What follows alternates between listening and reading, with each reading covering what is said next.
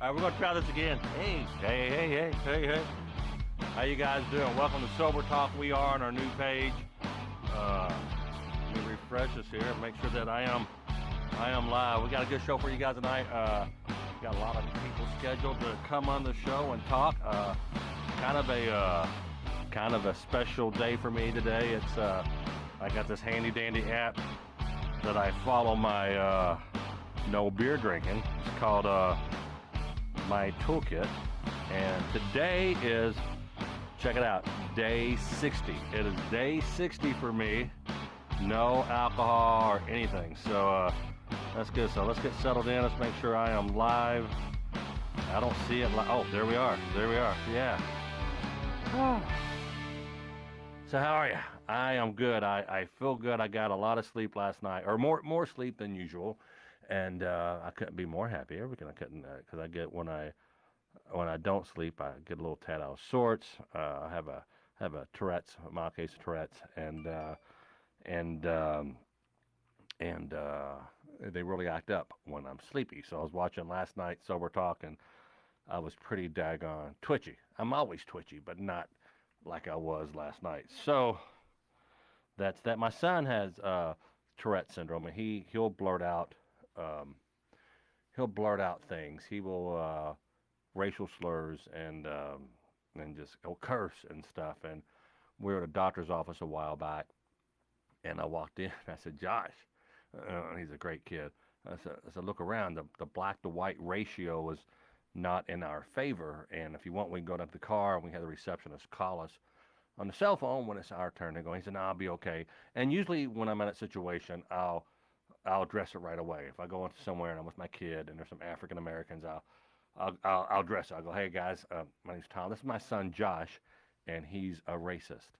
And I'm kidding. I would never do that, but I do make light of it because it is a serious situation, and we joke and we use humor to deal with a lot of stuff. Let me go ahead and share this over to my other page, because people still aren't knowing, they're not realizing that we got this new page here. But yeah, so what's going on? So hey, Jim Hoyt, Mike, I cannot, Schmikowski, am I saying that right?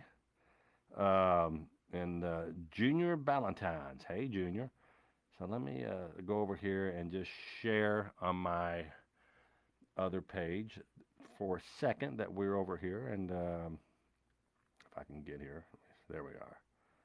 So this is my fan page, and usually when we share on the fan page, people will click over, and it's cool. So if I can make my computer work, it's very slow. Here we go. So, man, it's going to be 60 days. It's really a cool thing that I'm 60 days, no alcohol whatsoever, and I gotta tell you, I feel really, really good. I feel really, really good.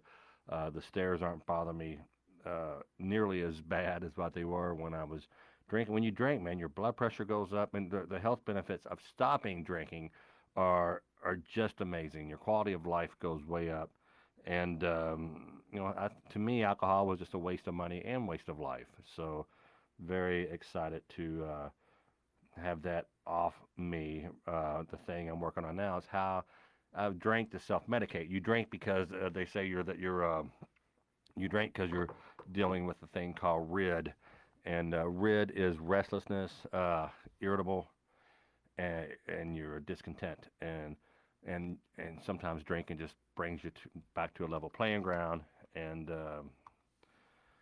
but it's not a great way to deal with it. It's not a healthy way to deal with it, because you will die young. If you're drinking, it is a waste of life. If you drink like I do now, if you're one of the fortunate ones and lucky ones that can, do it without a whole lot, then that's a good thing. But I drank, and one was not enough, and one more was one too many, as they say, and. So yeah, so let's see here. Let's go back to the page, see what kind of comments. If you want to call, you can call 502-273-5676. And I'm going to change that number periodically, because I'm getting lots of calls outside of Sober Talk. That's a new number that rings to my my personal cell phone that I'm using right now. It's a secondary number, and people go watch it and they think I'm live at 2 o'clock in the morning, and which is not the case. What am I doing here? So if you want to call in, 502-273-5676. How are you guys doing? Everything good with you all? Everything healthy and everybody's good? Everybody's rocking out and stuff? Let's go ahead and call our first caller here, and give me just one more second to check things. Want to make sure that we are. See, this is when having an assistant that can work at nights and not worried about the COVID. Yes, Carrie, I'm talking to you. Would come in handy. So that's that's just my 2 cents. So, all right, let's go ahead and call our first caller. We talked to this guy the other night, and he's very interesting. We had to cut him short because I had too many callers back to back, and I didn't have enough time. But boy, it was getting interesting with him, and I told him that I went. Well, hold on. Let's check this out. Let's see who this is. Hello, it's Tom Sober Talk. Hello. Can you hear me now? How about that? Let me call this guy back. I hung up on him. But we're going to call this guy back in a second. We're going to call this gentleman here right now, since we dropped the call accidentally. Roadcaster. Dude, if you're in the podcasting world and you want a really, really good board, you have to get this Rode, it's called a Rode Procaster, podcaster or something. Wow, it's just an amazing I'm sorry, board. but the person you All right, so let's go to the old phone bank here, and yeah, it's starting to pick up here. Here we go. Yeah, there you go. Hey guys, thanks for joining us. We always take a couple minutes up front, just let people get settled in. You're watching Sober Talk. We're following my journey of alcohol free, and I like talking about it. And apparently, a lot of other people out there who are quitting because they don't like being drunk all the time, or they like the uh, the non-health benefits that come with it. So, welcome to the show. Let me go here. This is we are going to give Kevin a call now. Here we go.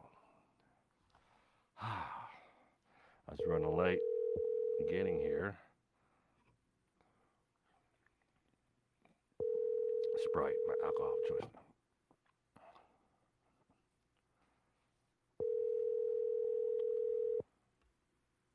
Hopefully, Kevin will pick up. Your call has been forwarded to an automatic voice message system. Natalie, give me a call. Natalie is we keep on missing Natalie. She's she keeps on making more accounts. We'll discuss that on here if you want to go live. Oh, here we go. Hey, Kevin, Tom Mabe, how are you?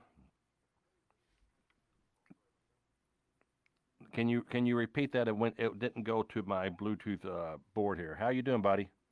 I'm doing great. No, I was saying I missed your call. Sorry about Yeah, that. that's okay. That's okay. I had another one of you who's going to get in, but how are you? Doing great. We're still pretty smoky here in Spokane, Washington, but it's burning off and had another enjoyable day off of work. So I'm just hanging out with the family. So they're calling work off because of all the flames and the smoke, right? Correct. Yeah. Yeah. There's no flames. The fires are pretty far away. We're just we're just getting smoked in. That's all it is. That was kind of because you walk out to get the mail and there's just flames everywhere. Oh, geez. You said it smelled like a barbecue in your house when you walked in last time we spoke. Is that Yep. Yep. wow? Pretty much the same. Yeah. You go outside and it's like somebody's doing a flash burn, but a lot bigger. Wow, wow. So last time we talked, we were talking about your occupation takes you where you travel and Yeah. you go out with clients and whatnot to avoid the drinking. Because a lot of times, hey, let's meet for happy hour. We'll discuss business. And it's always I've been there, I've done that. I've gone out with whatever executives or whatever from labels to whatever, and we always drank. And your workaround, which I think is genius, you would make appointments in the morning for breakfast or coffee. Correct. Yeah. I moved a lot of things to morning meetings. That made it easier, especially when I was up in Alaska before I came down to Washington State. And how long And how long were you in Alaska? Boy, that's a drinking state, man. They love to drink in Alaska. Everybody likes to drink in Alaska. Yeah, it's I was up there short stint in 2005, 2006, and then I went back 2015 and left in 2019. But yeah, that whole state. It gets dark in the wintertime and cold, and you might as well just snuggle up by the fire with some drinks and Yeah, make it enjoyable. it's Colorado. I did a gig there. I did a show there, and the my handler at the time, or whoever the client hired, anyway, there was someone picked me up from the airport, and it was like, hey, let's go drink. I was like, all right, you know. So I know I'm noticing now that I'm not drinking, I'm getting a little more active. Things that used to bother me, stairs and things like that, they're not bothering me nearly as bad. What kind of activity are you? You went hiking. What other things do you do to stay active? And do you find that working out and hiking and things like that, does that help your sobriety? Does that offset the need to drink? Um, for me personally, not really. I tried to do the gym a little bit when I first stopped drinking, and then never really got a chance to get into it when I got down to Washington, and then COVID hit and closed the gym. Um, for me, it's more of finding a distraction. If if there's a reason or if I want to drink, finding something to distract myself, whether it's cleaning, doing something around the house. When I first moved down here on my own, I would find an activity to do that would just keep my hands and my mind occupied. Um, Walks I, are also a good way. But for me, another really good thing too is I like to go for drives. you So if know you what? can't really drink and drive, Well, you're not supposed to, but boy, Lord knows I've. Did you ever get a DUI or anything? I never got a DUI, but I more times than I want to count can tell you that I should have. Right. I think if I had a DUI for every time I should, especially in my 20s and 30s, if I had a DUI for every time I should have had a DUI, I would be in prison. And I'm lucky. Oh, I'm lucky I didn't kill anybody. I'm lucky I didn't kill myself. yeah, yep. Really sad. Yeah, it's some people are fortunate, but that's the bad news. Yeah, unfortunately that did happen though. Right. Yeah. Well, that's where you were. That's not where you're going to be anymore. And hopefully, so you've been 1 year and 1 month sober. We're on the phone with Kevin. He's up in Washington State where all the flames are, or the smoke is. There has to be some flame somewhere, otherwise there wouldn't be smoke. Well, how do you deal with now? Do you come from like a family of drinkers? I mean, do you still have like Thanksgiving rolls around? Is everybody drinking wine but you, or how does that work? Genetics plays a big part in addiction. I found out going through treatment, and in rehab, they talked a lot about that. Especially when I went through my assessment process, they asked a lot of questions on family, and my mom being a strategic player in me getting sober and staying sober, um, she she battled with alcohol addiction in her younger years and was able to quit without help. I have my both sides of my family. Every single person that I know is an addict, whether it's the drugs and alcohol combined, just alcohol, just drugs. Um, it's a huge part of my family. So yeah, holidays are particularly difficult. This last Thanksgiving, I did Thanksgiving with my parents and my dad and my stepmom, and they, that's every excuse to celebrate my family is around alcohol, which is very Hey, we're having a big President Day party. Let's come over. We're getting a keg.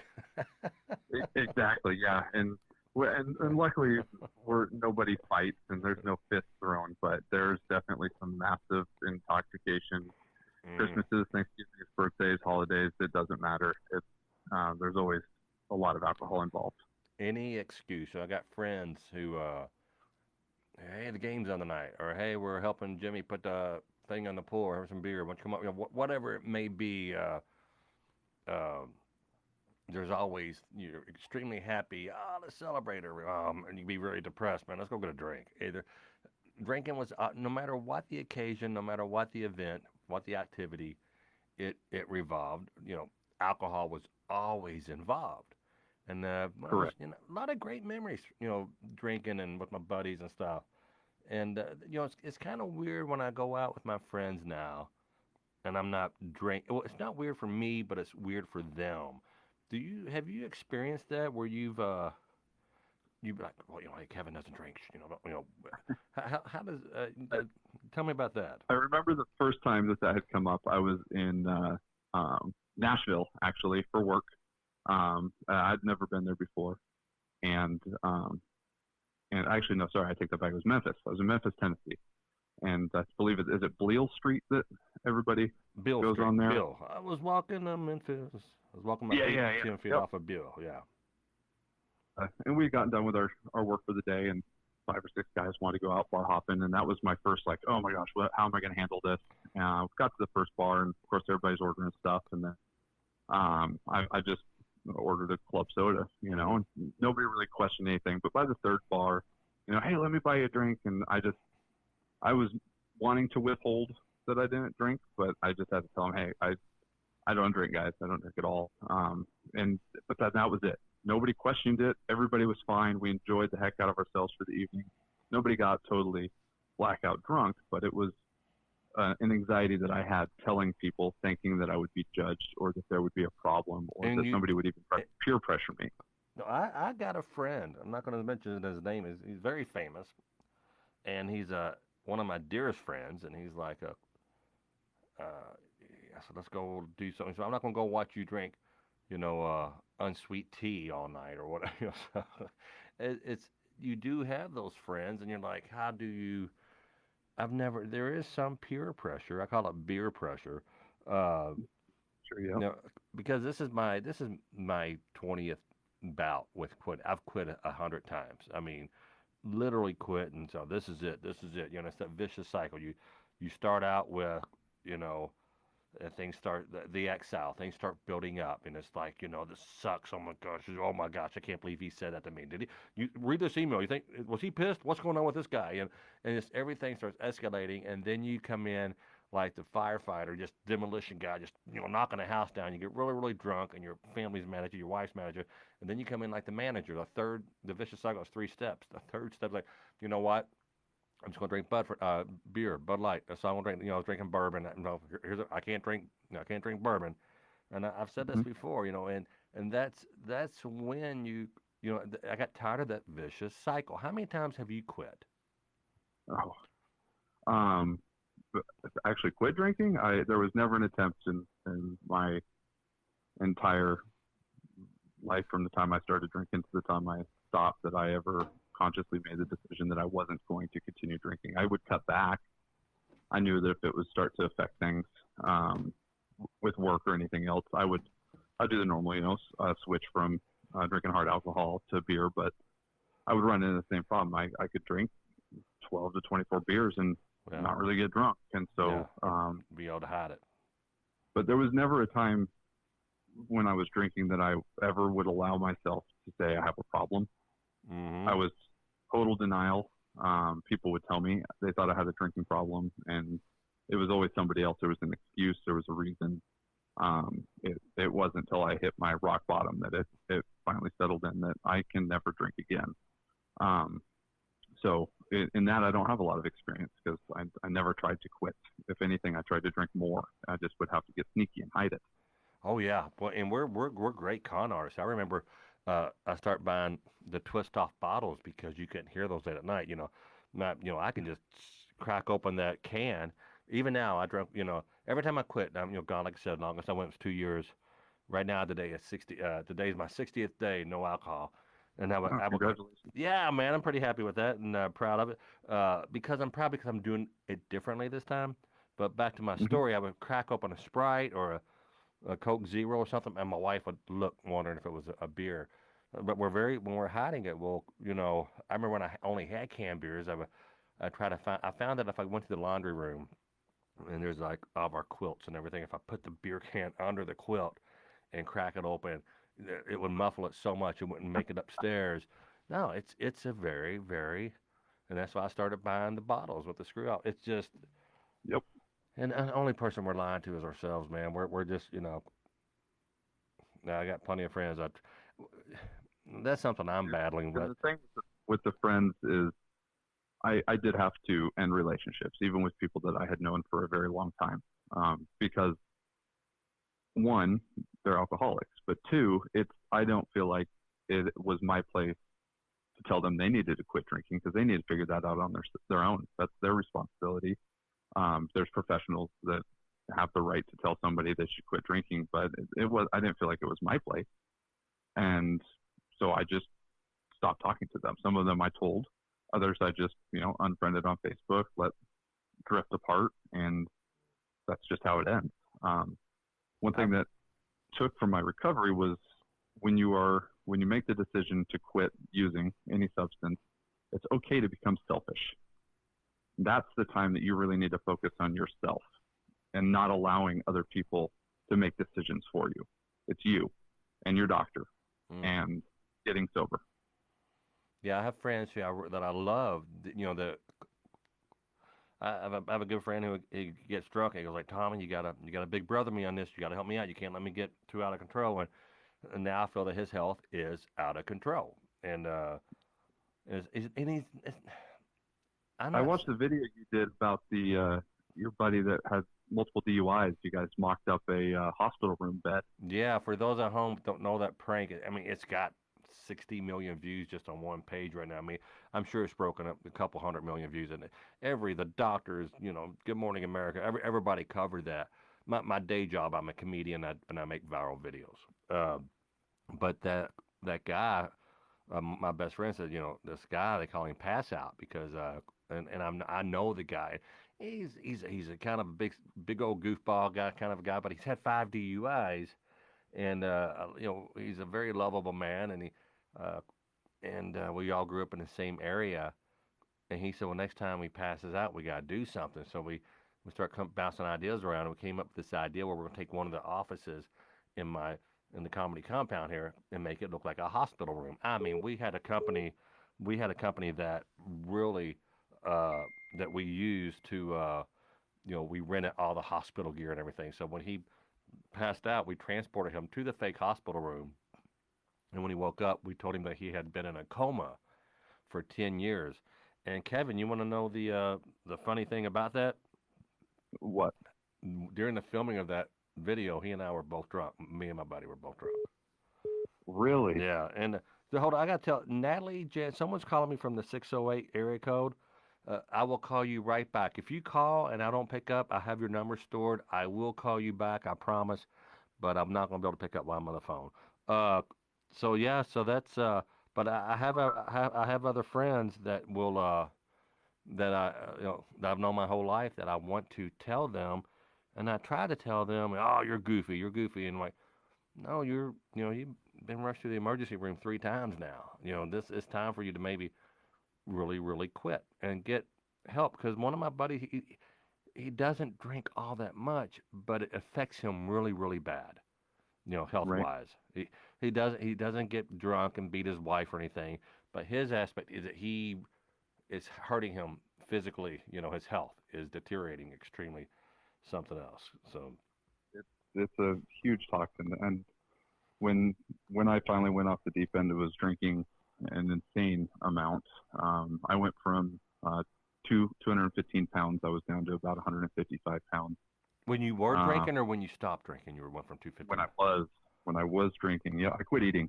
Yeah, there was about 5 days where I was only drinking and I quit eating because I couldn't get drunk anymore, and so I figured if I ate, it wouldn't allow me to drink more. How interesting. 24/7, constantly drinking as much as I could. Dude, were you married at the time or anything when this was all going on? Just me, alone at the house. I'd lost my job, and that was what pushed me over the edge. And I told the world, I gave them the middle finger and said, I'm just going to keep drinking and don't have a job. Who cares? So I was just, a couple half gallons from the liquor store and go home. And then whatever time of day I ran out or night, I'd drive back and get more. And it's just over and over and over again. And I had pancreatitis. My gallbladder was that's dangerous. Oh yeah, a massive amount of weight loss, and it just was killing me. Neuropathy of the feet, and all that. My buddy has neuropathy, and that happens from. Does diabetes causes that as well? Diabetes can cause it too. Yeah, it's just it kills the nerves in your feet and your hands. And but alcohol does that as well, though. Correct. Yep, alcohol can do that, especially for heavy alcoholics. There was one gentleman that was in my treatments that actually couldn't walk anymore. He was in a wheelchair. His feet and legs were tightly bound at all times. He couldn't feel anything from his knees down. I believe he had his right leg amputated after he relapsed. It finally killed it. But yeah, wow, it's nasty, and a lot of. I remember when I was younger, you always make the jokes that, rehab is for quitters, and several friends that we always joked about, we're not alcoholics, we're just drunks, and the excuses you make to justify what you're doing. Yeah. Wow. The bad. Well, man, that is something really, really, that's tough. That's tough. So, are you healthy now? Do you have any ancillary, what they call residual health issues caused from drinking? I mean, any permanent damage? Just the feet still. Neuropathy, right? The neuropathy? Yeah, neuropathy still in the feet. Just got to wear socks all the time. Feet hurt. They're sensitive. You kind of feel like if you fall asleep on your arm and your arm goes tingly numb, that's what my feet feel like all the time. But no, I just got 1 year checkup a couple months ago from the doctor. They did an ultrasound on my gallbladder and my liver and blood tests and all that, and everything came back great. As far as potassium levels are good, vitamin levels are good. The human body is very resilient. I was fortunate enough to be in my early 30s. And how old are you now, if you don't mind me asking? 31. I'll be 32 next month. Oh, you're fortunate now to be in your early. I thought you meant okay. Yeah, that's right. Well, okay. Well, you're a young guy. Yep. Yes, that's very young. Well, man, I'm going to call. Someone's burning up my phone. I think it's. Yeah. Take this. Oh, no problem. But I want to have you on because I talked a little bit to you online, and I know you have more story to tell. I just don't think it's going to happen in one setting. So, but a little bit at a time. Perfect, Kevin. Good luck to you, and have a great night. And I'll talk to you. I'm sure I'll talk to you the next day or so. I'm doing this. If you haven't noticed, I'm doing this every night at 8 o'clock. I figure if I'm sober at 8, I'm not going. If I can stay sober till 8 at night, I'm pretty good for the whole day. So I will talk to you probably not tomorrow night, but the night after that if you're around. Not a problem. I'll be here, and if you ever feel like drinking, just give me a call. Appreciate it, Kevin. Talk to you soon. All right, bye. Bye. All right, guys. So if you notice our we don't have the big group that we usually have because we're on a new Facebook page. We are on if you don't mind, like and follow. This is just Sober Talk is a Facebook page. You'll see a picture of me and my buddy behind me on the red carpet. I was in a movie called it's on Netflix. It's called Natural Born Pranksters, and that's that picture if you're wondering who's what that is all about. But apparently there's a few other Sober Talks out there, but mine is a picture of me in a sports coat. So follow this page, like this page, share it with anyone that may could benefit from it. Again, I'm not a doctor. This is no way affiliated with any kind of program or AA or treatment center. This is just some dude who's using his fan base or whatever, or 30 of you right now to help himself, and apparently it's helping quite a few of you guys, and I'm loving it. So thanks for being here. Let me go back to this number here and see who keeps on calling from this number, and we will see who that may be. All right, here we go. This is okay. Well, I thought I could call it. There we go. Hello? Hello? Hello. Hello, how are you? Pretty good. You sound better tonight. Is this Natalie? Yep. So tell me what's going on Well, with you. You and I have been missing each other. There's been some miscommunication going on, but I'm glad you're on, guys. This is Natalie, and you said you quit for a long time and you started back up, which a lot of people. I quit for years. Yeah, a lot of people. And well, no, look, I let my cousin. He got out of prison. I let him live with me. I told him to stay away from all these meth heads and don't bring them to my house. And of course he does. And my place gets raided. And it had nothing to do with me and my son. We didn't get arrested, but I had to sell my trailer because of him, and I'm done helping him. And You got a what? A open? What do you have? I thought you said yeah. I couldn't. selling meth, I guess. I don't know. Okay. I really don't know. It didn't happen at my house. He didn't get arrested at my house, but since he was staying there. But I mean, I was going through an eviction, and I mean, I was glad this pandemic happened because, I mean, my dad just died. Mm-hmm. I was trying to contest the will because my dad was, you know, they tried to say he had no contact with me. I live with my dad. I used to go down there every weekend. But I don't know. So I've what's just been your going through a lot of stress. Yeah, and sometimes I think a lot of us when we're going through that kind of thing, we tend to want to self-medicate. And what I finally found out, Natalie, is that when I'm going through some really when I'm going through something really really bad, and I've learned this the hard way. And I start self-medicating. I start drinking to deal with it. Be it business or whatever. And you have something devastating happen, so like I need to drink. But then you drink and it kind of makes it worse because you don't react the way you're supposed to Right. react. That's I'm trying to learn how to deal with things without alcohol.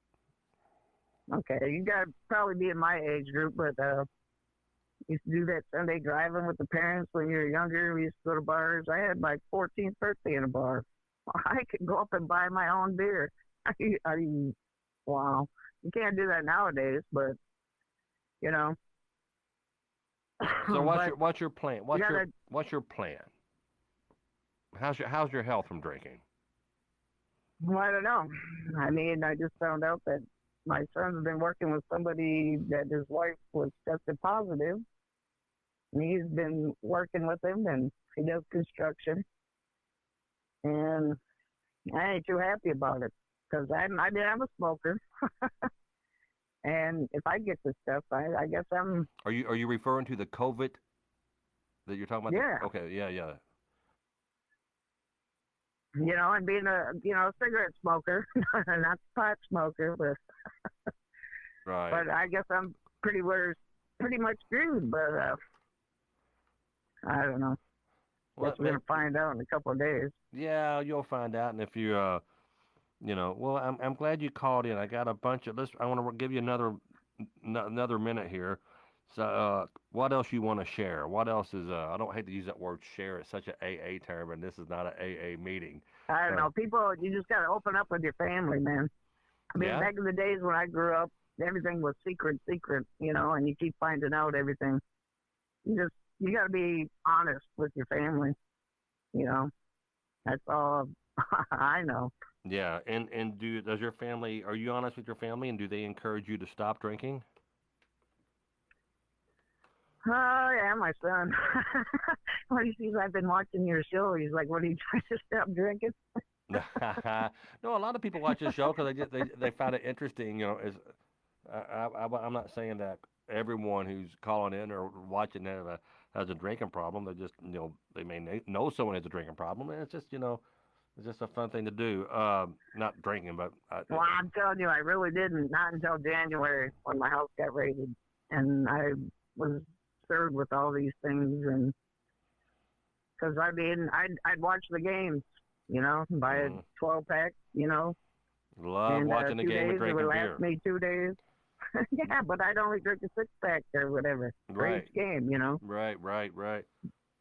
Well, So, I want to have you back on. Don't be a stranger, and don't wig out when I don't call you back. But it's good to hear your voice. We spoke the other night off the show, and yeah. you sound like you're in a good place here and all that good stuff. And we shall talk with you soon. Is that all right? All right, man. You have a good night. All right, Thanks for answering. Thanks, Natalie. Talk to you soon. Yep. All right, bye-bye. So that was Natalie, and she had went a long time drinking, and she started back up, and uh, sound like she's in a. I had a pleasure of speaking with her the other night around 1 a.m., and she didn't sound like she's in a good place, and boy, she sounds much better now. So we're gonna call another guy here, and I know this person. I know his number. I recognize it, so we're calling back here. We're calling Jim. Hey, Tom. Hey, buddy, how are you? You're live, so no cursing or making fun of my children or anything. What's up? How are you? I would not do that at all.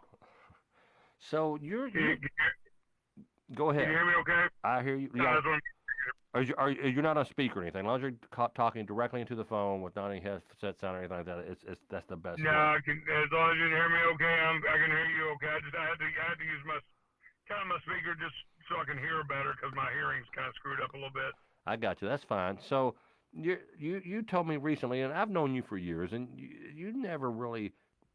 I've never seen you really drunk or anything, but you're saying that you're quitting, and that surprised me because you're not someone you didn't drink like I did, but you're quitting and Well, actually, I mean, I went through probably, I would say on average 18 ounces a night, a little under a fifth, a little over a pint a night for the last 3 years. Dude, you're a hoser. You're drunk. Oh my gosh, get help. Yeah, and that's what I'm doing. And the thing is I know you from the professional life of being a comedian and being on the road. Yep. And man, let's face it, every comedian out there is out there doing comedy because that's our therapy. It is telling jokes and welcoming people into the screwed up lives and the funny lives and the things that we went through. Mm-hmm. We just have a tendency to exaggerate them a little bit. Right. The thing I've discovered is my whole life I was always afraid to be happy, man, because if I'm happy, something bad's gonna happen. Wow. So what I started getting into was you would never ever see me go on stage drunk. There was a great guitarist, Steve Clark, with Def Leppard. Mm-hmm. He would never perform drunk, but as soon as the show was over, get out of the way, man. I'm coming. And that's how my life pretty much was. The irony is when I was a kid, I hated alcohol. My dad was a drinker. We knew that if Dad wasn't home by 6:30 on Friday night, you was going to see him sporadically throughout the weekend. He'd be at the bar. I'd watch him and Mom get into fights and arguments, and I thought I never want to try that stuff. And then I turned 21 and discovered this place called Kelly's Bar. I remember Kelly's. Yeah, well, some of my brain cells allow me to remember Kelly's, some of them don't. Okay. But when you're 21 years old, man, real men drink whiskey, and by God, I was going to show everybody I was a real man. And drank a lot of whiskey there and hung out and scraped money together and.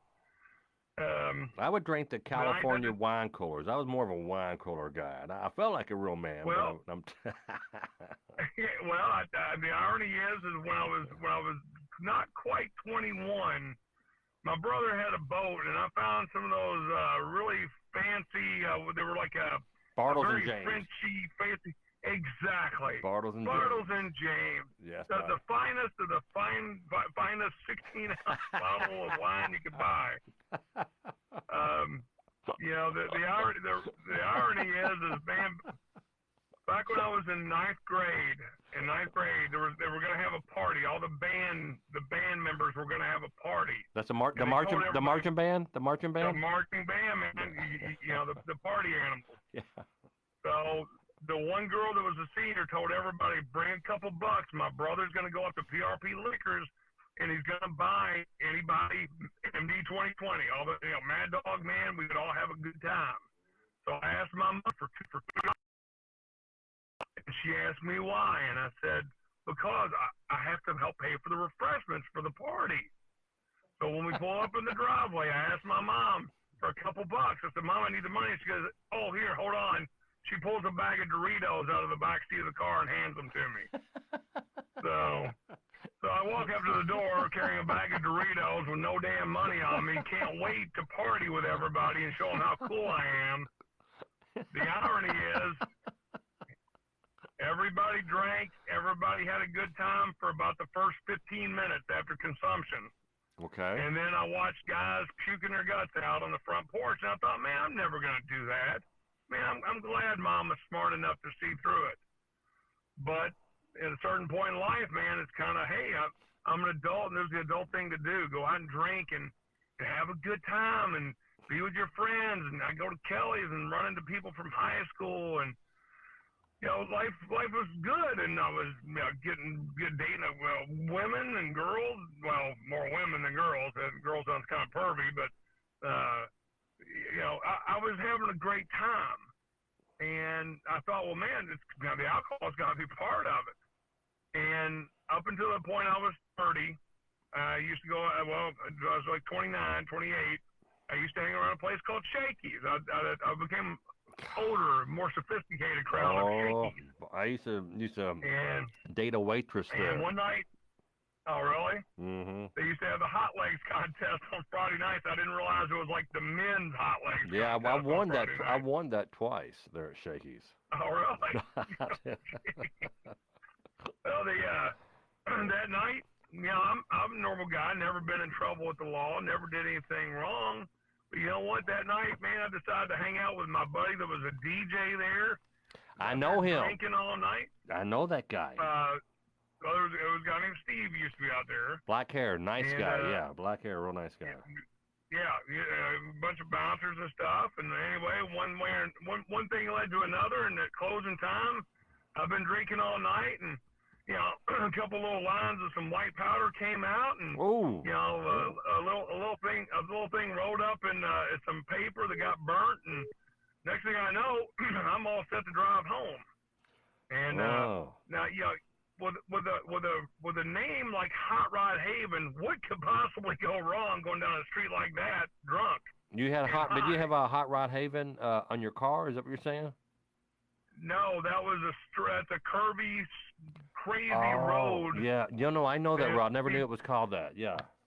Yeah. So anyway, a tree decided to eat my car, and I stumbled up to the house and knocked on the door, totally so out of it I could barely talk to the guy. I asked him if I could use his phone, and the guy offered to give me a ride home. Now, the problem was, home was where my girlfriend was at our house. I didn't want to go there. I wanted to go home and my mom and dad's where I could sneak in my old basement room and sleep it off. Right. So the next morning, when they towed my car back to my mom and dad's, I couldn't believe I walked away from it. Wow. I was in a '73 Buick Riviera. If somebody would have been with me, it smashed the firewall all the way down into their seat. Into the seat. It ripped it. I mean, I couldn't believe I walked away from that. They could be in the they could be in the no leg contest. Yeah. Well, exactly. But the thing was, I learned, hey, you know what, man? I got to stop this foolishness. No more drinking and driving. Drinking's okay. No more of the crazy stuff. Okay. So, you know, 30 years old rolls around, man. All of a sudden, it's like, you know what? I'm just mellow now. I'm sitting at home. I'm going to have me a little cocktail. So my big drink was a 32-ounce cup, 4 shots of Absolute, halfway with ice, and Mountain Dew. And I'd sit there and drink a drink, watch a little TV. You fix me another one, have a little drink, watch a little TV, have another one. Next thing I know, damn, something happened to the whole fifth. The whole fifth gone. And then I was diagnosed with something called gout. And I'm like, man, that's an old man disease. How did I have that? And at that point, my health problems started showing up from the heavy drinking. So I decided to stop, just like your caller, Kevin. I decided to stop. I can't do this anymore. Yeah. And ironically, man, I lost weight. I was feeling good. It was a little bit of a struggle, man. I mean, but I did it. I just said, the hell with it. I've never smoked. Why do I drink? I'm going to stop. Mm-hmm. But then as years went down the line, man, all of a sudden that little deal of, well, man, I'm happy, but man, something bad's gonna happen now. Something bad's gonna happen. I'm happy. Bad's gonna happen. So I started kind of slowly drinking again, just a little here and there. It wasn't too bad. But, you know, then I started finding the world of humor and going out and telling jokes and making people laugh. And what do people love to do for you after you come off stage? Oh, boy, they want to buy you drinks. Yeah, let's buy him a drink. Give it a shot. Shots. I remember Doc Rago one night. A night before he was on stage, I kept sending him shots up and getting him drunk on stage. Well, he paid me back the next night. And man, Wow. I'm like, man, I can't drink on stage. I can't. So I'd actually taken all the shots and set them up. And then after I was walking off stage, I actually grabbed all my shots and tried to carry them off stage with me. Club owners really love that type of activity. Yeah. Oh, yeah. Spilling alcohol all over the floor. But Yeah, the thing that happened. Go ahead. Go ahead. I'm sorry. No. Finish the story. And we'll jump in a second. Yeah, well, that sort of was, man. It's just, Yeah. you know, all of a sudden, my fear of being happy led to me drinking again. And now, a couple years ago, my wife got real sick. I had to take care of her. The depression of realizing that she's not going to make it through this disease that she had, and I started hitting the body. I felt abandoned. And the problem was, is I wanted help, but man, I didn't know who to turn to. I didn't want my friends to think, man, he's a drunk. You know, I didn't want anybody to know, and I hid it well. I went to work every day, never had a problem. No one ever suspected a thing. To the point that even you didn't think, hey, I never in a million years. You know, and it's funny when we have a problem. You know, we'll start drinking to deal with that problem. Then all of a sudden, the drinking becomes a bigger problem than the problem we were trying to deal with. And as a comic, you know, I do know. I'm embarrassed to say all the drinking I did while I was on stage. It was so. I had some of the best shows when I had a good buzz. I loved having a good 3 or 4 beer buzz going on before I went on. And there's clubs who will not have me back. And well, fortunately I don't have to do clubs anymore. I'll do a couple that I love. But yeah, it's just, and the occupational hazards of being in the comedy industry with the alcohol. I find this guy's like, "What, you too good to have a drink with me? I can't buy you a shot." I said, "No, I'm peeing blood. I can't drink anymore." Yeah. You know, it's really, really tough. Hey, look, I know you got a lot more story, but I have to jump. But Man, wow. that's no problem. No, but no, look, That's no problem. But I want to have you. So I just want to wrap up. Let's wrap up in 60 seconds. Because, but I want to have you back on. One thing, man. Yeah. I just wanted to say, man, because of your show and because of you doing this, you know, man, like I said, I've been drinking 18 ounces at least a minimum a night for the last couple of years, every night. I'm talking the night I got remarried, every night until Sunday night. I stopped after talking to you, man, and realizing I'm sick and tired of being sick and tired, man. I can't handle this anymore. So I'm 2 days now. 2 days. But I ain't touching the crap stick with again. it. That's the best news I've heard all day. That is, you know, stick with it. I mean, that is such a great thing. And you're on day 2, right? This is day 2. Day 2, man, and day 2, and I actually got to sleep last night like real people sleep. Not like halfway in, halfway out, trying to figure out am I passed out or not. I actually slept like a real person last night for the first time in a long time. That is so great. You don't know how. Okay, so tomorrow may be challenging, or tomorrow may be, but you're going to defend those 2 sober days. The more days you get under your belt, that's why I say this every show. That whole, I take it day by day. There's something to that. It's just not a cliche. First day you make it through that. You're okay. I did it. You know, I want to try for day 2, and day 2 is probably the day was a little bit easier than yesterday. You know, you're not as anxious. Like, I've already made one. I've done this. I can do this. And by the 3rd or 4th day, you can actually start working on why am I drinking. You mentioned earlier abandonment. Abandonment and trauma are the reason why, 2 of the main reasons why we do drink. And I know the story about your wife, and you went through a whole lot. You went through hell. That whole everything you went through. So that would make anyone drink. But buddy, I'm so proud of you. I don't want to hear all your story now, but I do want to hear more of it. Yeah. So if you could come back on tomorrow night or the night after, that would be great. I will, but I will say this. It didn't make me drink. It allowed me to have an excuse to drink. Wow. Interesting. It gave me an excuse. Every time was an excuse. Wow. So take care, Tom, man, anytime, and you're doing a great thing here. Well, I'd love to have you back on tomorrow and hear more of your story because you and I, All right, man. you're a comedian, I'm a comedian. We know the occupational hazards and all that stuff, and this is this is really help hearing what you're doing. Buddy, I'm sorry, I had no idea that you were drinking that much nightly. That's you you will die if you Well, continue to drink like that. for the last 2 nights, I have it, and it feels pretty damn good right now. All right, brother. Hey, So, I'll talk to you you have a tomorrow good the night. next night, buddy. Thank All you right. so All much. right, see you, man. All Bye. right. Wow. That is so cool. Wow. Wow. That's my buddy Jim, very, very funny comedian. Is this calling? I'm trying to call this number here, guys. If you call me and I don't pick up, if it rolls over to voicemail, it's just because of I'm on the phone and let me try to call this. Call failed. Okay, let's go back to.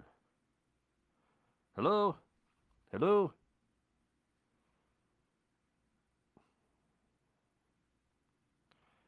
Well, so I don't know how to do that right now. Let me call. If you call me back, let's call. Al, he called. Okay. Guys, thanks for hanging out with me. I'd rather have 40 people who are wanting to watch than. Oh, hello. Hey, buddy, are you got a second? I'm live. Are you in the middle of something? No, I'm good. So Yeah. I just talked. This is Al.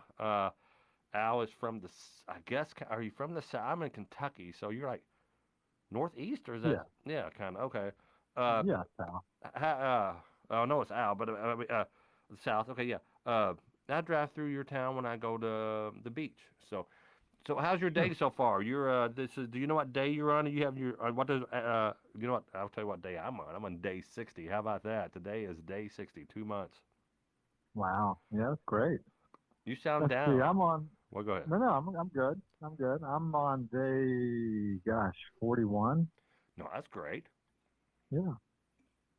Has Yeah. it been? So, How's the past couple of days been for you? I haven't talked to you in a minute. yeah, How? it's been okay. Like I said, up and down. Just doing the things I got to do. Back into work and also as I mentioned before, going through a divorce, which is challenging. But main priority is staying sober and just doing my daily routine and not drinking. So do you think right now, what would happen if you started drinking right now, going through this divorce that you are going through? How do you think that would? Do you think you would say bad things? How would that, If like last night, Jeff was saying, one of our guests last night, Jeff Graham, he's talking about, play that tape out. I could drink, but let me see, well, how's this movie going to end? Sure. How would your movie end if you started drinking right now to deal with your divorce? I would probably drink and then either pass out or I'd probably try to get in the car and go see my ex-wife. I wouldn't make it to work tomorrow. I would continue to drink throughout the day, make excuses about not going to work, isolate myself, get in fights with my ex, not be able to see my kids, and I would just continue that. Maybe limp into work occasionally, but I would just drink pretty much around the clock. Because once I start, I just can't stop. Would you show up like stumbling into your wife's house or door and knocking? I mean, would you do Oh, things that would not be out of the question. That would probably be in the playbook. Um, you know, I would think that would be a smart decision when drinking. And looking back, it would be the absolute worst decision I could make. how many times have you drank and you had to call people up the next day and apologize to them and go, "I'm so sorry, I was drunk." Oh Yeah. man, I've lost count over the years. It's just I do or say things that I wouldn't do otherwise. Or take actions like get into a car drinking, which is just ridiculous. I mean, that's one of the first things I'd maybe think about. Go listen to music, and then of course I'd have the bright idea. Well, maybe I can go talk to my wife. Maybe she'll listen. Maybe that's just a good time. when drinking with my history, that would, like I said, I'd probably leave escorted by the police most likely. So yeah, I think it's smart to play that tape through, and a lot of times I don't listen to that tape, and just bury it Even and though think, you've seen oh, it, even though you know how the movie's going to end, yeah, you I guess that's how insane alcoholism is. You think it's going to be, you think the movie's going to end differently this time, and it always ends up with calling someone up the next day and apologizing or going to jail or whatever may happen. sure, yeah, and like I said, just for me, I forget fast. I forget all the terrible horrible things that happened and the horrible actions I took and the people I hurt. That just doesn't come into play when I drink. My alcoholism just puts that little shade over that and makes me forget and just, oh, it's going to be different this time. I'm going to be wonderful and great and fun to be around. And it just fools me. It's a complete fooling game when I start drinking. It's just absolutely ridiculous. What tips, Al, would you give anyone? I got uh, Carl, our buddy Carl, saying great, honest comment by the current caller. Uh, uh, love listening to this show. Gene Miller, our buddy D.A. Dennis Cruz. Uh, everybody, all of our regulars here. Bev Holland finally showed up. Bev, can I get you anything like a watch? You know what time the show starts. She's got. It's confusing, Bev. A lot of people don't realize that we are on a new Facebook page. Mhm. I started Sober Talk, and apparently there's two or three other Sober Talks out there too. People, I was here. Oh, You got to look at the one with me, the sports coat on, and the little picture there. What advice would you give the caller before you, Jim? What advice would you give him? He's day two. I had no idea. This guy I've known for years from in the comedy clubs. We always tour. I'll be coming to a club while he was leaving, or vice versa. Uh, Great actor. I never knew he had this drinking. I know he's been through hell and back, which gave him an excuse to drink. I know his.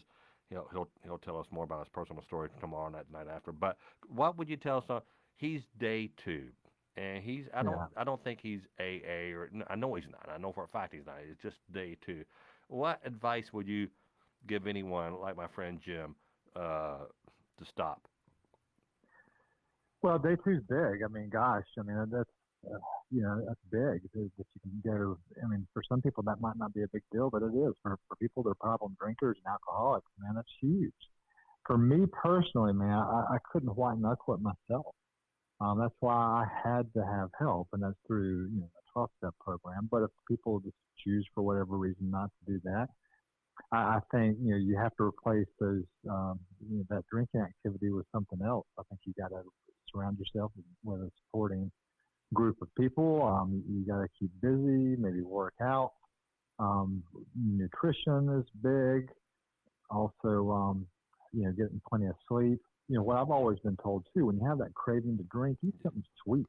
That's why Yeah. I think a lot of people may gain weight when they stop drinking, but eat something sweet. Grab some ice cream, carry some candy with you, because you want to replace that sugar, I guess, that Yeah, is not doing the most in the alcohol. I will leave here. I will go to Kroger on Taylorsville Road, and I will grab some cookies. And I'm not right now. I'm just not judging. I'm not judging. I'm not white knuckling it. I'm doing meetings every day. I had a good meeting this morning with the worms called I get up. I just call my computer. I sign onto this Zoom meeting called the worms. Is I love the Zoom meetings. I don't. They're talking about how they miss the live meetings. I don't think I can get up, make it to a 7 a.m. meeting in town. Uh, but uh, but the sweets, along with other things, they do kind of help out, and they replace that sugar. And I can eat some ice cream or cookies, and it makes the craving go away. So that is a good Hmm. point. Well, and again, for me, it's just more about just stopping because I had to, as I mentioned before, again, just speaking for me, that the drinking was just basically a symptom of a greater problem, and that's why I Yes. drank. I had other issues, and so if I take the drinking away, I'm still going to have those issues. Yes. And so that's why, for me, a 12-step program, therapy, those kind of things, exploring, what makes me tick, so to speak, try to get to Uh the huh. core of who I am. Because, man, a lot of times, especially when I was drinking or whatever, I hated to look at myself in the mirror. I hated it. I Did you just have didn't that? like Did who you I have that saw. one? You mean mentally, or did you like? Could you tell your body looked different when you were drinking? Both. I didn't like the feeling that I had. I didn't like being deceptive. I didn't like being dishonest. Mm-hmm. I felt like I wanted to be a person of integrity. I didn't feel like I had that. I felt like I was living a secret life, just wasn't participating in life. Right. And then, yeah, when you drink a lot, then, yeah, you feel bloated and it's horrible. And so, but take the drinking away, and I still have those issues Yeah. that I have to deal with.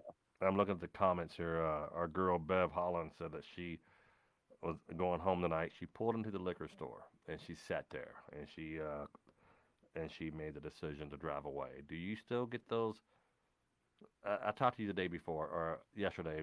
I think I called you. You and I talk off the air quite a bit. Uh, that it would have been so easy to just to go grab some beer, but Yeah. I just knew once I start, it takes me so long to get my sobriety jump started. That's why with Jim 2 days, that's a huge. And I was so happy. He said just our little community here on Sober Talk. He watched, he read the comments, and he picked up the phone and called me. And that's he said I think at the time he didn't make it as a big idea. I found out tonight that he was drinking so much. I had no idea.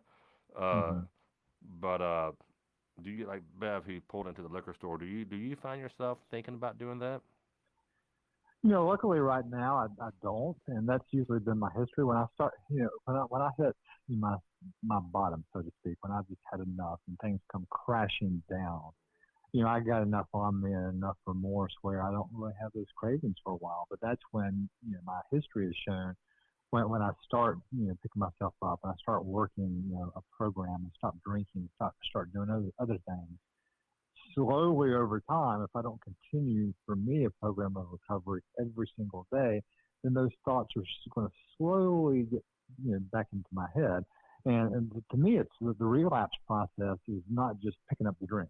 For me, it starts well before the drink. It can start weeks, months, or even a year or more before picking up that drink. Just stop doing the things I need to do. Stop taking for granted, or start taking for granted, things about sobriety. Again, doing my 12-step program, doing therapy, doing the things Hmm. that got me healthy. Discussing it with another person, that's the big thing. Even if you don't believe in 12-step programs, just discussing, uh, And that's you know, what this. I think that's what's helping me. It's part of the service. sure, It's part of the step 12 to do the service thing. And again, I don't want to plow through these steps, but that's really a big thing for me is talking about it. And it's like every night, hmm, I'm like, what are you going to do? You're doing sober talk again tonight? And she loves that I have. She can't believe I'm sticking with it. I'm like, yeah, it's really helping me. yeah, And when I see these these regulars in here, you know, it's helping them too. We have and I don't well, know if they do meetings or not, but this is not a meeting, but it is a reminder. And like you said, when you forget, I think that's what people did. You just forget how bad you were, and you think, I'm okay, I can drink. yeah. Well, and that's why it's important for me to discuss it with somebody else that can understand. I can go out and talk to Joe Blow on the street, um, but I can't really talk to them about how I feel and how alcohol has basically ruined my life. If I try to do that with the so-called quote unquote normal drinker, they'll look at me strange. But for someone that struggles with it, whether they're doing a 12-step program or not, you may understand. Hey, gosh, I felt that way. I felt alienated from my family. I felt alone. I felt crazy. I felt like I've had all these disasters, but gosh darn, I still pick up that drink for whatever reason and I can't stop. And then when I do stop, I obsess about it, and that's the mental twist and the mental obsession that I get. And that's why you take the drink away, I still have all these problems that I still got to deal with. And so, to each his own, whether it's church or working out or 12-step programs or what have you. I mean, I found a way that works for me, and each person has to find that thing that works for them. Al, I don't. I'm on like an 8 second delay, so you're not going to see this. I don't even know if you're in front of a computer, but I'm holding up. Uh, a fan sent me. She saw that we were doing um, this 12 steps, or not the 12 steps, but this sober talk. And I said 12 steps because she was cleaning out her dad's place. I think if I understand, her dad passed away, and her name is Shelley Gordon. She sent me this dude, I think it's one of the very first printings of the big book. It is just so old. It is, but it's so cool. She said, I want to send it to someone who can appreciate it. It doesn't even say the big book on it. It just says Alcoholics Anonymous, Homes of Age, AA Published Yeah. Inc., New York. And I've never, I mean, it's been used. It's been really, really used. And there's a little information pamphlet in here too that's for your guidance in the handling of the problem alcoholism. Distributed. Yeah, that's Oh, this is awesome. wow. This is City of Louisville. This is this Yeah. Mayor. Oh, here you go. When was Mayor Bruce Hoblitzel? I don't look. I am not a young guy, and I do not remember a mayor of Louisville, Bruce Hoblitzel. I'll have to check that out. So this was back in those days. So when did AA come about? Like in the 30s? Yeah, it was 1935. Okay. Basically, I think the first text came out in 1939. But And you used to go um, to the very first meetings, correct? yeah. That was That's me. how old you are. That's right.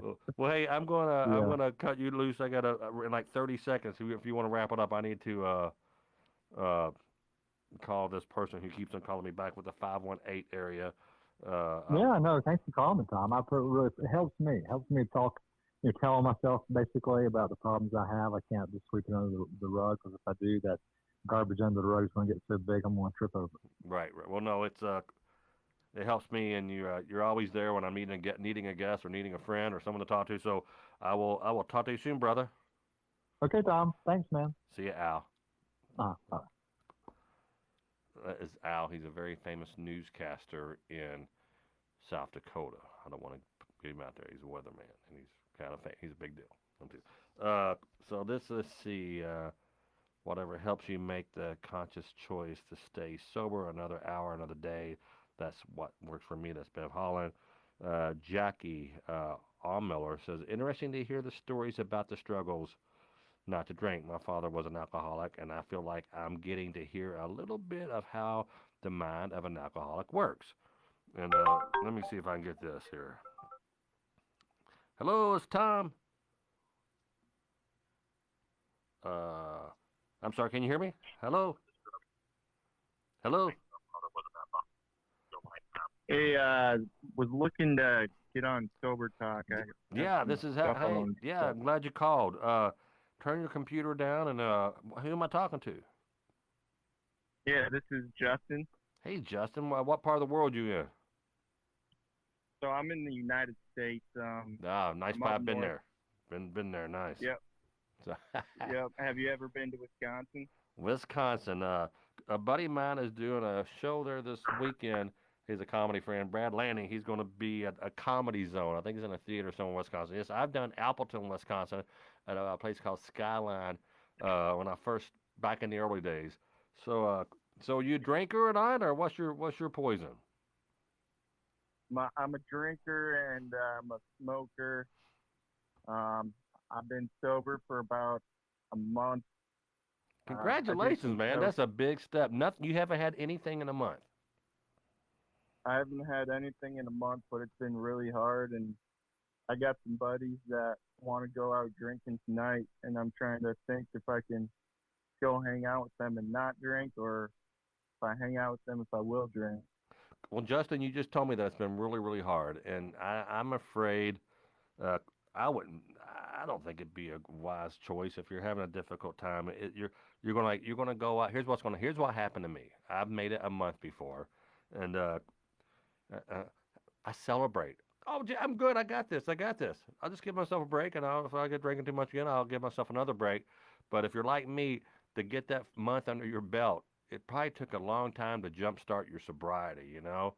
So Yeah, maybe make an excuse. Do something healthy. Go do some push-ups. Go for a walk around the block. Go treat yourself to a chocolate cake. Go to the grocery store. But man, that's gonna be.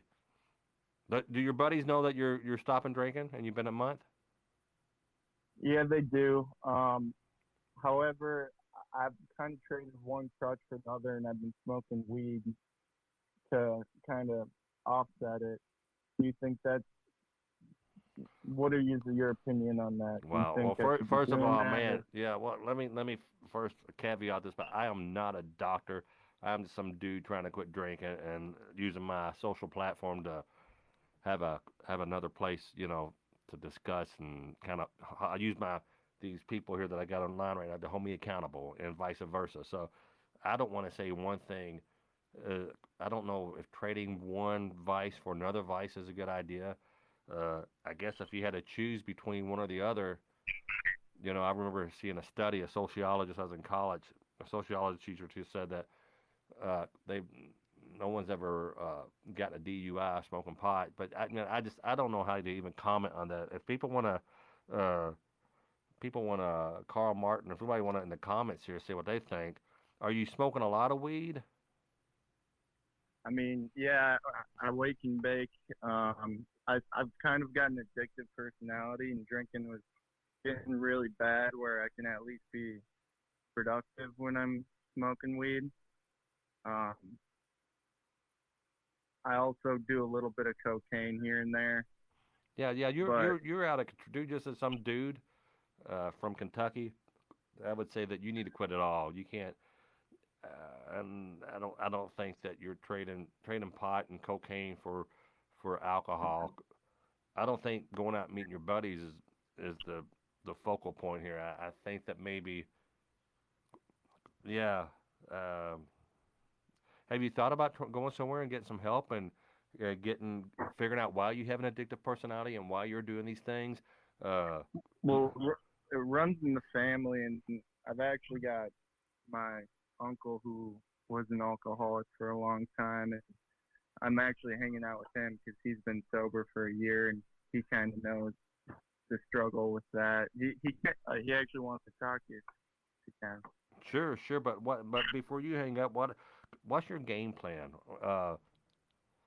Because my wife just posted something on Facebook. She said if you don't focus on your health, you can right now. Eventually, you are going to be focusing on your illness and everything that comes from not focusing on your health at this point.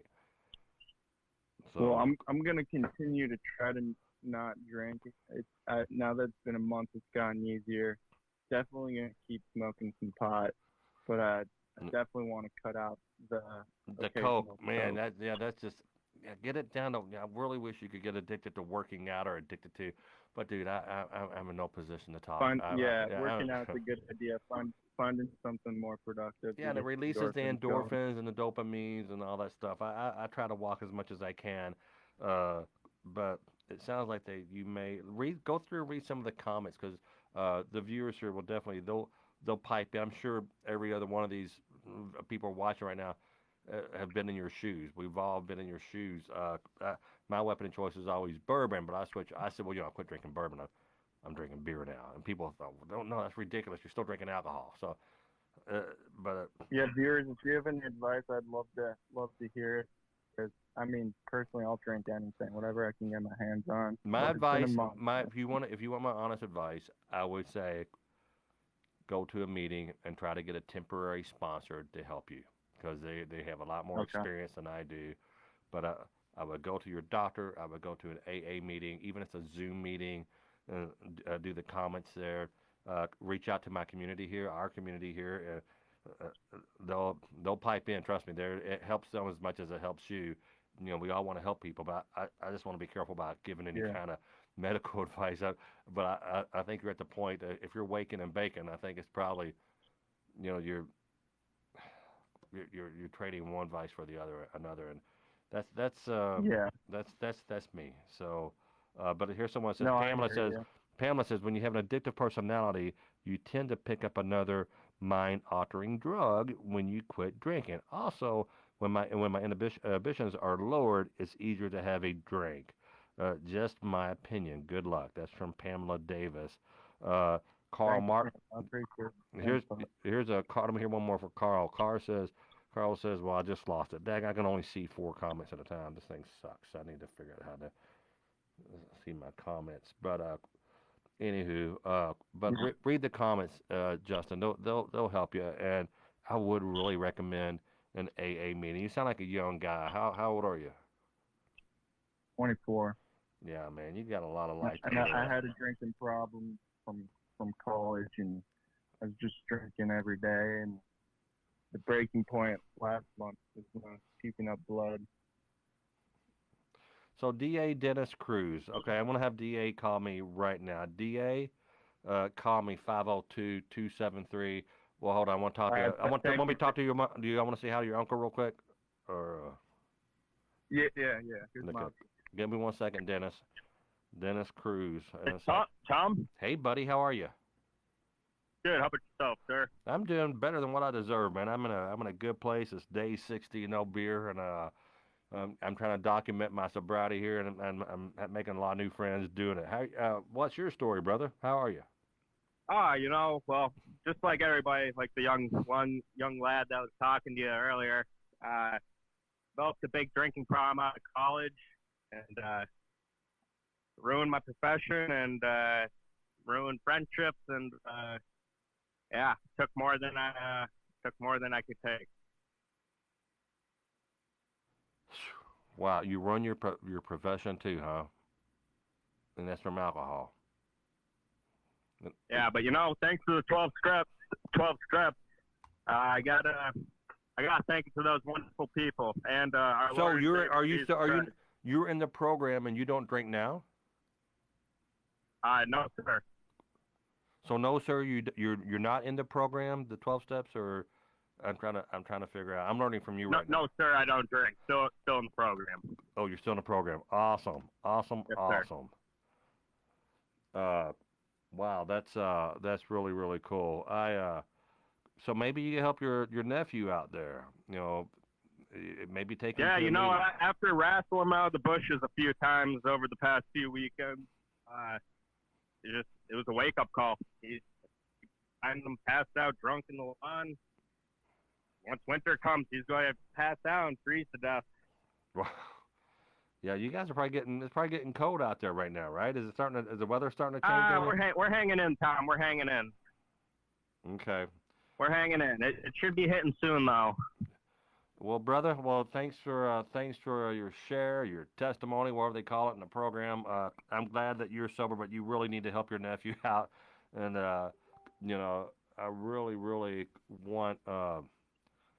Yeah, it would be nice. I just don't think he can be trading, one vice for another vice like that. That's my opinion. The explicit stuff. Yeah. Hey, well, all right, brother. Great that talk. Marijuana stuff. They didn't have that stuff. Yep. Take care, Tom. Hey, I didn't mean to cut you off, but yeah, you're right. It is all tough. Hope to speak with you down the road. Feel free to call back. Yep. Jesus be with you. Peace be with you, brother. Thank you so much.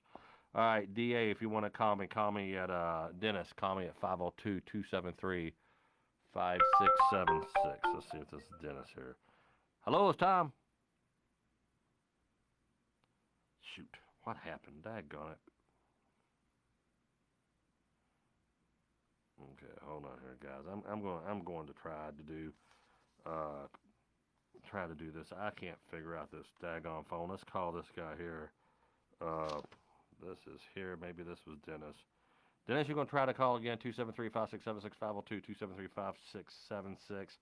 Did you send me a message here on Sober Talk? Let's see.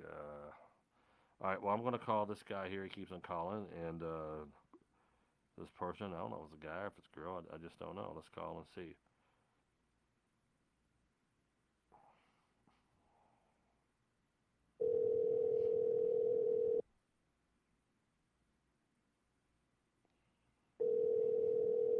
You guys could make sure you follow and like the page too. Your call has been forwarded.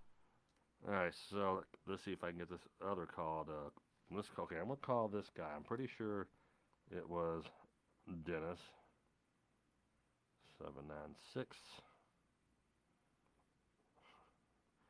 We are very professional here, folks. This is we are pro. Let's see. So it's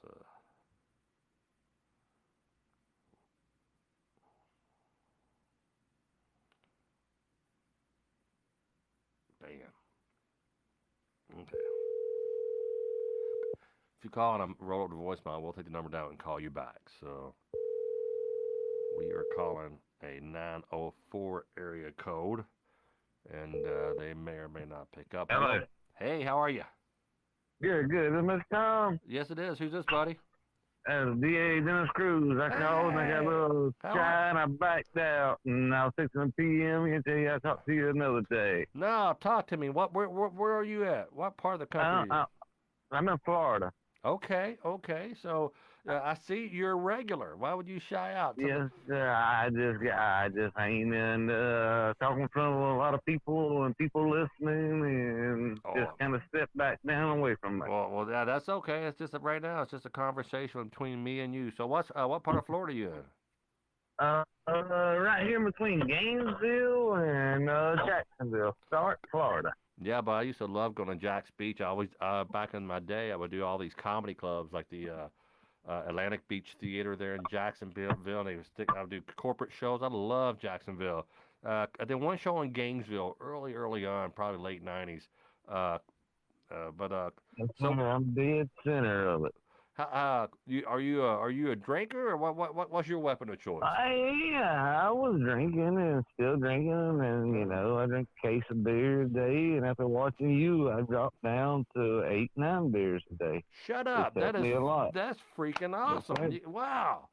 So a case of beer is that 24? What is a case? 30? You figured it up the other day for me and everything. You told me I could be driving a Mercedes Benz around $100 and something a week. What we figured up on there. I drink usually 18 to 24 Heinekens a day. You did the mathematics up and told me I could be driving a Mercedes, and that just like wow. I gotta tell you. Guess what? I just bought my wife for her birthday. I quit drinking. And I'm like, you know what? She has been through so much. I have put her through hell. She's worried about me. She's gone to bed crying. She's like, why does he need to drink? Why are we not enough? I bought my wife a new Mercedes convertible. And she's had it I gave it to her on her birthday, August 25th. So, and you can. You cut out that, you cut out the drink. I've seen a big money increase around here the last week or so after So we got DA Dennis on the phone. He was drinking a case of beer a day, and he says he's cut back to 8 or 9. Man, that's a big cutback, man. I love to see you. I sit there and like I say, I do my tenant work. I usually walk out there around 3 o'clock, open me a beer, come back in there, pour it in my cup, and hey, now I'm waiting until 5 o'clock, 6, 7 o'clock before you open up my first. Wow. Well, man, that's the best. So let's figure out the game plan. So you're cutting back, and I think from what I've read, and again, I don't know. I really think you should talk to a doctor about this, DA. But the tapering off may be what you're. I cannot say, but you may find out. I'm just saying, if you're drinking a case a day, you may need medical attention, and they'll give you medicine to calm you down while you're quitting, and that's a very cool thing. So I think quitting. I don't think you need to white knuckle it, buddy. If you're okay, that's a lot of beer, but it's going to be easier for you cutting down. Tom, to be honest with you, I done went through the pill withdrawal, everything. They got me on medicine, got me off of pills and all that. So I ain't really said nothing to my doctor about the alcohol. I'm trying to wean that off on my own. Does your doctor? Does he know you drink? He knows I drink a few, but he don't know really what I do drink, how much. Isn't it amazing? I think drink a few, and that's something I try to keep away from them. Yeah, I think doctors know. I think if they go, how much you drink, and you go, I'll drink, like 4 or 5 beers. They just do the lying math. They know that they know. 4 or 5 beers, what I tell them. Well, we all, I drink 4 or 5 beers. Just on the week, only drink on the weekends. I can tell by your blood work, Sparky, that you're drinking, at least a 12-pack a day. So you're going to continue to. It's progress, not perfection. Boy, if you're I'll tell you, I've had a couple people. Another comedian friend of mine said he saw the show and he stopped and he was drinking a whole lot. But just to be honest with your doctor, man, let him know what the hell's going on. But that's I've heard a lot of good. It's 60 days for me today, DA. No alcohol whatsoever, zero, zilch, nothing, and that's a very cool. Doing is awesome, and I'm sure it's helping out a lot of other people. It's helped me out a lot. Well, stick around, keep on watching us, and can you call me back another time too? I want to stay. You sound like a real someone I want to learn more about, and I think people. Yes, sir. So, all right, I gotta grab this one, brother. I'll talk to you soon. All right. Thank you. Bye. Hello, it's Tom. How are you? I'm sorry. Are you there? Hey, buddy, how are you? It takes me a second for the Bluetooth to pick up. Who am I talking to? Hey, this is Carl. Carl, what's up, buddy? Tom, congratulations on 60. Isn't that great? 60 days, baby. Man, that is huge. You were talking about your wife. We have a lot in common. My wife stuck with me through thick and thin, and I don't know why. You own a company. You probably bought her a spaceship or something. You got money, Carl. I know. I could tell by your. I buy mine a Mercedes. You bought her a spaceship or something. I can tell. Now, Tesla. Yeah. Oh, Tesla. Those are nice. I just afraid she get electrocuted in the rain. I don't want to get her one of those electric cars. Anti-gravity machine. But wow. How you been? How's your day going? What's going on? It's been challenging, really, with my dad and his situation going on with a heart attack, and had 2 hernia operations. It just keeps going downhill. But this time, Tom, I'm not, by the grace of our Creator or creators, I don't want to drink. Which to be my go-to friend, or so I thought. And anyway, he's going to either live or die, and God knows he and I've worked together for 47 years. Yeah, and, that's right. You sent me that. Yeah. So How old is your dad? My dad is 85. 80. And he's still 80, and he still works. Or was working until he had these hernia operations, and which turned into a fiasco. But he's fighting like heck, and he is doing, he's just doing right now. We can't, this COVID situation has got us all. We can't go see him, obviously. None of us. And, that's it.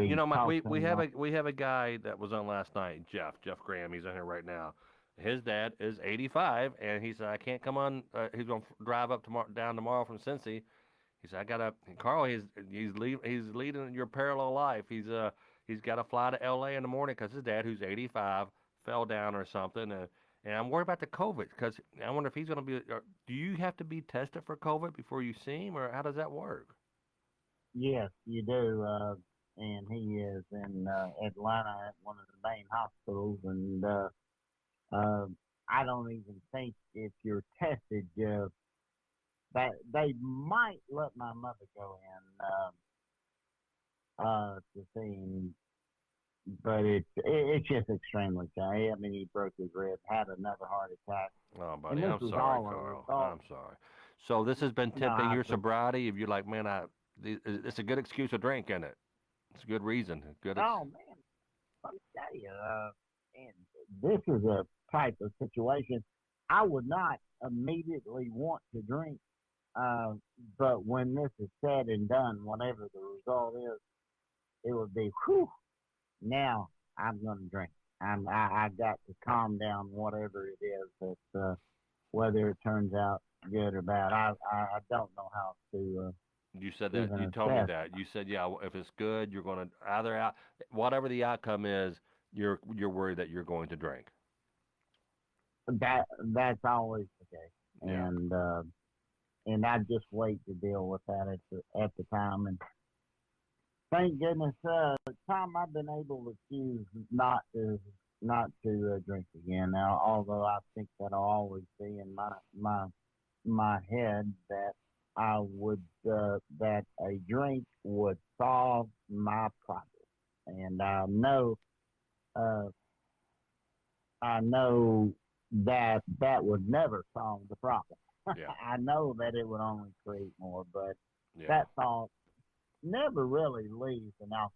Once you cross that line, Tom, you never, that thought never leaves you. Right. The craving is not there, but that thought of what can I do to console myself, or what can I do to congratulate myself, our memories will never not forget drinking alcohol. It's just the way that works. But you can avoid it. I mean, you really can. And I was listening earlier. One of the key things after you get through those 2 days, and that's huge. The Oh, third my day buddy Jim. was That's right, my buddy Jim. He went. If you, hey, someone's calling right now, but don't. I'm just gonna tell you right now. Whoever's calling in, I will call you back. But yeah, my buddy Jim. That is huge. Just 2 days. That's great. yes, and the third day was always, and I had many third days, was always the most difficult. And that third day, please, anybody, any of you guys out there trying to wean yourself, get rid of alcohol. The third day, don't be around as many people as you can. Don't go alone with the thoughts start turning to hey, I just want to drink. That third day was always the toughest for me. So anyway, Well, that's the point. And I'm going to make one other quick point. okay. Look up your face. You either had a face unlift or it sure is getting a lot thinner. Well, And it's funny. It's that. You know how we get that alcohol face? It's I noticed that. I was like, dang, I don't look as bad. I could show you a picture from a month ago, where I went live in my garage being silly doing some kind of comedy thing, and I looked like my face it was so bloated, Carl. You get that that beer face, that liquor face. It's just your nose gets big, everything just gets puffy. Hey, and that's very true, Tom. And for any of you folks out there listening, that may know this, that when that face starts burning in the morning because the alcohol is calling you, man, those are the tough days. But you can get through those days. I remember my face beginning to sweat about 10 o'clock in the morning. You can get through them. They're tough, but some way the mind is telling you just drink some alcohol and your face will stop burning. A lot of people don't know that. Wow, that's really they interesting. can't. Well, hey, brother, I love you. I want to talk to you tomorrow night. I want to call some. I didn't look at it. We usually go an hour. It's 9:32. We may make it to 10, Carl. I'm not sure. My battery's going dead on my phone and my computer, but man, I'm always glad you're here. You're helping a lot of people. You're starting a revolution. You're starting a new way for people to communicate about alcohol. Cool. Wouldn't that be cool, Carl? Wouldn't that be cool if this somehow took off and we could have I have someone answering the phones for me. I can have a real phone system, not a Google number on my phone for people to call. But we may look back at this and go, look at the old days. But that would be really cool. All right, brother. I'll talk. Oh, dude, they're calling me, and I want to grab this real quick. All right. All right. See you, buddy. See you, Tom. That was Carl, and you're watching Sober Talk. Hey, who do I have on the phone here? They hung up. All right. Let me see if I can. They just keep on calling. I don't know if they're drunk, if they're trying to prank me, but I'm going to call them back, and you guys are going to witness it. If you're just joining in, this is an episode of Sober Talk, and we are going to call. Well, here it is. Here it is. Hello, it's Tom, Sober Talk. Hey, brother, I'll talk to you. Oh, dude, they're calling me. Hey, all right. Is this Tom? Yeah, turn your computer down. Who's this? You're determined. Man, this is more broke up than my last relationship. Yeah. Oh, is it? I'm sorry. Is the connection bad? Yeah, the connection bad. Let me walk towards Walmart here. Hold on. No, I'm kidding, man. Tom, are you there? I am here. How are you? I'm good. So tell me. My name is Drew Futrell. How you doing? Oh, and what was your first name one more time? Oh man, this connection's horrible. My name is Drew Futrell. Oh, Drew. Yeah, Drew. Yeah. Okay, I see you right here, Drew Kuchar. You say hi. What part of the country are you calling from? I'm trying to figure out the zoo connection now. I'm in Kansas. Okay, okay, cool, cool, cool. So what's going on? What's going on? Tell me, are you a drinker? You a non-drinker? You used to drink? You drunk now? What's going on? Oh man, you're echoing and zipping and Let me. um I want to call you back. Hang up. I'm gonna call you right back. We're gonna call. We're gonna call this gentleman back here. Let me. Oh man, just hang up. Let me do the call. Let me do the call. 785-456.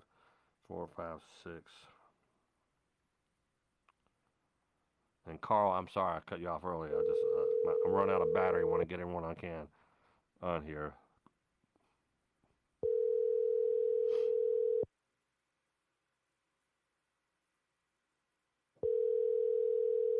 I got a feeling that we're going to call it a night. Drew Kuchera, we talked a little bit and we're having a really bad connection. Are you hey, there? can you There you are. Hey, Drew. Yeah, I'm about ready to wrap it up. Can you hear me okay? Is there still an echo going on? What's happening? Yeah, I can hear you now. So tell me about yourself. Are you a drinker? Yes. Yes. Have you stopped before? Are you stopped now? Are you wanting to quit? What's your story? Stopped before many times. Mm-hmm. Um yeah, right there with you, I think. Yeah. Oh yeah. This time I managed to quit for 60 days. Today is 60 days for me, and I'm Nice. pretty excited. And this is the extended telethon. We only usually do an hour each night, and I'm an hour and 36 minutes in. So are you drinking currently? Are you drinking right now? I'm not judging. I'm just curious. I'm trying to get your backstory here. Are you drinking now? No, you're correct, man. I'm down to be honest with you. Yes, I'm drinking right now, and congratulations on the 60 days. That's cool. Yeah, that's great. That's great. I'm very excited. I'm so excited. I'm telling myself how great it is. No, yeah, I drank every day for years. I quit for 2 years. And I quit around uh, around Christmas time. I think is when I quit, and I had a couple months under my belt, and then life was. I started drinking to hide to deal with the problems, and then the drinking became a bigger problem than the problems Okay. I was trying to hide. So Yeah. how often do you drink? How much do you drink? And you want to quit? Drink every night for sure. Just like you said, I mean, everything you said around the holidays and, you know, daily for whatever reason. I understand the reasoning with the everything. Um, yes, I want to quit. So what's your step? Do you have a game plan? Have you ever the times you quit? Did you ever see like a therapist, work with a physician, gone to like an AA meeting? Have you tried any of those, or or you just do it by Um, yourself? by myself, man. Well, that's a thing that happened to me, Drew. Is that uh I tried it by myself, and one guy says, "So how's that working for you?" Or he said, "I don't need AA. I'm not gonna. I don't want to go to meetings. I'm not that bad." He said, "Oh, you quit by yourself. How'd that work for you? How'd that work out?" And like, yeah, and this like I'm just now to the point where it started having health issues. So I'm like, all right, well, this is enough is enough. This is BS. I'm going to Exactly. yeah. So and you never tried AA or any. You always quit by. Won't you try? Won't you try to maybe just find some kind of support group, be it AA, be it a. Do you have a health insurance? No, I don't. The issue is, what about having extra issues with like society, um, not being able to go into groups, kind of thing. Well, that's what I You know what like I mean? about these. Do you have it? You're on the internet. That's what I like about these Zoom meetings because you do not Well, have to that's turn. what I like about your what you're doing right now. I follow your comedian stuff, and Uh huh. when you're doing this, that's a really cool thing. Yeah. So you don't Where know. You don't have to. You don't people have to. like me can reach out. You know what I mean? No, I love that. And some people don't even like logging in. So we're going to start doing a podcast called Sober Talk, Yeah. where we uh, because people don't want to sign in, they don't want their people to see their name on Facebook here. But Yeah. half the people who watch this aren't alcoholics or anything. They find it interesting. So Yeah. I like the Zoom meetings, and I'm really concerned about the COVID going away. They'll Yeah. start having regular meetings because I don't want to go to a meeting. I like sitting in my underwear, having my coffee, 7 a.m., participate in that Zoom meeting. I don't turn the camera on. I never talk, but I listen to it. I say the Serenity Prayer at the end. They turn everybody's mic off, and I'll participate in that. Uh, but At 7 a.m. yeah, so maybe try a Zoom meeting. Google AA Zoom meetings, and you can go to a Zoom meeting, all the way across the all across the other side of the country. You don't need to do it in Kansas or anything. You can do it anywhere you want, and that's the beauty about it. Understandable. What Yeah. about with you, with like your podcast right now? Yeah, are you trying to do that? Yeah, what we're doing right now will be the podcast. So Okay. we're just gonna detach the audio from the video and put it on the podcast. Right now we have a problem with the exporting the audio is cracking and popping. Even when I'm talking like right now, it sounds fine when I'm watching on Facebook. But yeah, so we're working through those bugs and so you can listen to it while you're driving your truck or whatever. So Well, 19 years on a bicycle, so oh I'll have to figure out some kind of Wi-Fi. so you ride a motorcycle or is that what you got? Just a bicycle, man. Oh, you ride a For bike? Well, 19 years. good. So at least you're getting some exercise. Yeah. Y- If you want to, Google or Facebook Katsura's Barbecue. That's me. It's called what? Coutura Barbecue. Katsura's Barbecue, yes. Kucheras BBQ. BBQ. Okay. I'm right there with you, man. Well, dude, call back when we have more time. I'm losing battery all across the board here, and I've I got to ask you a serious question. sure. What's your favorite prank? My favorite prank would Yeah. be the murder scene call, where I convinced the caller he called a Yeah. crime scene, and I was like, "Did you know Mr. Mabe? I want to mail No, your no, ass a no. letter." Yeah, I thought might be my favorite one. But well, dude, so I want to talk to you some more. I just can't do it right now. But man, keep on try to set some goals for yourself, and start cutting back. And I don't believe in cutting back. I think there's no such thing as if you're saying I'm not going to drink till New Year's Eve from now, that's cutting back. But Yeah. although Da there from the guy from Florida, he went from a case of beer to 8 or 9 beers. If he's telling the truth, that's a good cut back right there. So, but man, just start. Don't get drunk and get hit by a car when you're riding your bike. Understandable. Well, look, I want to talk to you some more. I want to hang up, and we'll good luck to you, and be safe, brother. Sounds good. All right, we'll see you. We'll talk to you soon. Thanks, Drew. All right. Well, guys, you just as one of my favorite shows, Car Talk. You just wasted another perfect good hour of your life listening to me. But no, thanks for doing this. I went long tonight because always is a slow start when we're trying to launch this new Facebook page, which is I don't know. We may go back to my fan page, my comedy page. I just don't want to confuse the audiences, and I want to have a home just for Sober Talk. So, all right, I love you. We'll talk to you soon.